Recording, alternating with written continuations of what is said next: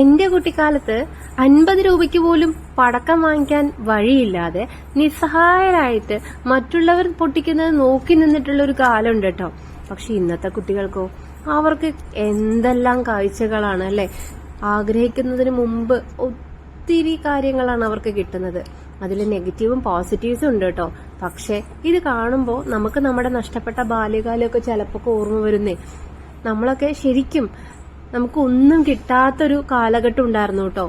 ആ സമയത്ത് നമ്മൾ എത്ര വിഷമിച്ചിട്ടുണ്ടെന്ന് ഇവർക്കൊന്നും ഒരിക്കലും പറഞ്ഞാൽ മനസ്സിലാവില്ല. കുറെയൊക്കെ നമ്മൾ പറഞ്ഞു കൊടുക്കാൻ ശ്രമിക്കും, പക്ഷെ പിന്നീട് നമുക്ക് മനസ്സിലാവും അത് വെറുതെയാണ്. കാരണം അവർക്ക് മുമ്പിൽ എല്ലാം കിട്ടുമ്പോൾ പിന്നെ എന്ത് പറഞ്ഞു കൊടുത്തിട്ട് എന്താണ് കാര്യം, ശരിയല്ലേ? എന്റെ വിഷു പഴയതിൽ നിന്നും വലിയ കാര്യമായിട്ട് വ്യത്യാസങ്ങളൊന്നുമില്ല കേട്ടോ. ഈ കാഴ്ചകളൊക്കെ കാണാമെന്ന് മാത്രം.